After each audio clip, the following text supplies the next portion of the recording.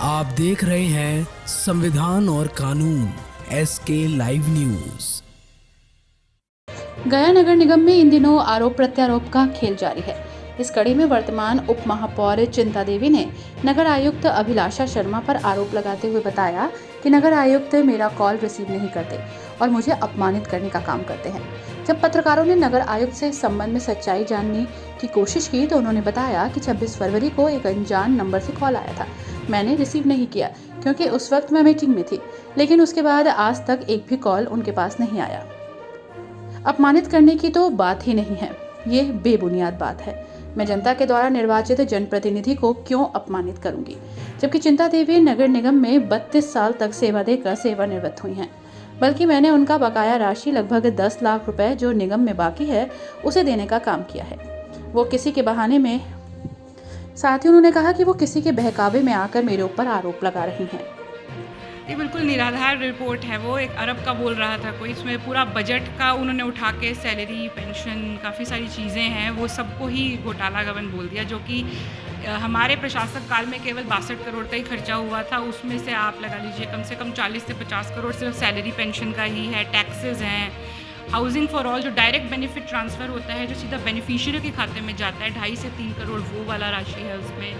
और आप देखेंगे उसमें कुछ जितने भी पूर्व के यहाँ पे कॉन्ट्रैक्ट हुए हैं, जितने भी पूर्व का प्रोजेक्ट हमारे पूर्व के बोर्ड के द्वारा हुआ था, उसी का बहुत heavy operation and maintenance payment यहाँ पे हर महीने का होता है। सिर्फ वही पेमेंट है, कोई उसमें दिक्कत नहीं है। उसका हम बृहद हमारे पास विवरणी भी तैयार है, जो भी चाहे आप उसको देख सकता है। कोई उसमें बिल्कुल पारदर्शिता के साथ है। वो बजट है, जैसे कि आप सोचेंगे जितने भी कर्मी, सफाई कर्मचारी, जितना डेली वेज भी काम करता है, उसका भी वेतन उसमें जुड़ा हुआ है। मानदेय जो उनको डेली वेजेस का पैसा मिलता है, जो सिल्ट उठाता है, जो नाली साफ़ करता है, जो भी हमारा काम है, सबका पेमेंट उसमें जुड़ा हुआ है।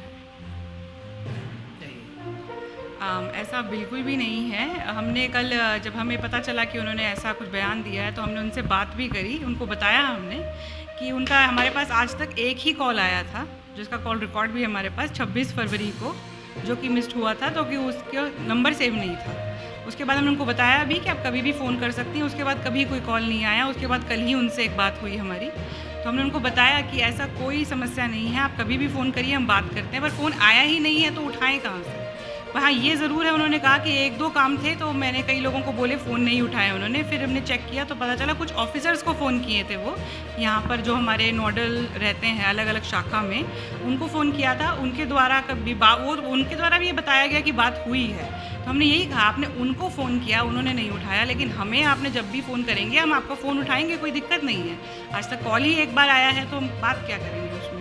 फिर हमने उन्हें ये भी आश्वासन दिया कि आपको जो भी आगे कार्य होगा आप हमें बताइए। इवन उसके बाद कल हमारी ये बात होने के बाद आज भी उनका हमें कुछ काम संबंधित आया था कि कुछ हमारे वार्ड के सुपरवाइज़र हैं, उनका पेमेंट नहीं हुआ है, उस संबंधित उन्होंने हमें कॉल किया। हमने उसको भी एक्सपीडिएट करा दिया है फाइल, उसका भी हम करवाएंगे। तो जो भी वो हमें कार्य बोलेंगे हम करेंगे। और ऐसा कोई उनको अपमानजनक संबोधन ना हमारे स्टाफ ने किया है ना हमने किया है। सब मीटिंग में वो हमारे साथ बैठती हैं, आराम से बात होता है, सब सही है, ऐसे कोई प्रॉब्लम नहीं है। इवन वो यहाँ से रिटायर्ड कर्मी हैं, कल ही बल्कि हमने सुबह ही उनका रिटायर्ड सेवा लाभ यहाँ पे 10.5 लाख पेंडिंग था।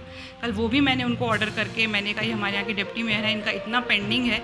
वैसे हमने जब से ज्वाइन किया है हम 5.5 से 6 करोड़ लोगों का सेवांत लाभ यहाँ पे निकाल चुके हैं, जितना भी रिटायर्ड कर्मी था यहाँ पे। लेकिन जब हमने चेक किया तो ये पूर्व सफाई कर्मी ही थी हमारे यहाँ पे परमानेंट, तो इनका काफ़ी उपादान का राशि और उपार्जित अवकाश का राशि यहाँ पे जमा था। तो अब ये इसको हमने फिर एक्सपीडिएट करके इनको 10.5 लाख रुपये कल ही हमने ऑर्डर दिया है। मेरे ख्याल से 1-2 दिन वो भी उनके खाते में आ जाएगा। और इस प्रकार से सिर्फ ये तो एक पद पे आसीन हुई हैं तो इन्होंने हमारे संज्ञान में लाया तो हमने जल्दी किया। ऐसे जब हमने ज्वाइन किया था तो 11 करोड़ की लाइबिलिटी थी रिटायर्ड लोगों की, उसमें से 5.5 करोड़ हम अब तक भुगतान भी कर चुके हैं। और आगे अब हम रोस्टर बना रहे हैं कि इस प्रकार से जिसको भी कठिनाई हो, 2017 से लेके जितना भी हमारा पेंडिंग चला रहा है, आज तक पेंडिंग है, उसको हम एक एक करके सबको राशि, एक किश्त की राशि बनाकर सबको देते जा रहे हैं। एक किश्त हमने EPF की राशि जो हमारे यहाँ जमा होती है वो हमने सबको दे दी है। ये मेरे कार्यकाल में ही शुरू हुआ था और मैंने अब सबका ख़त्म भी कर दिया है। तो आज तक जो भी यहाँ रिटायर हुआ उसका PF का राशि यहाँ पे अब हमारे पास बकाया नहीं है। खबरों के लेटेस्ट अपडेट के लिए इसी तरह हमारे साथ जुड़े रहें और इस वीडियो को ज़्यादा से ज़्यादा शेयर करें।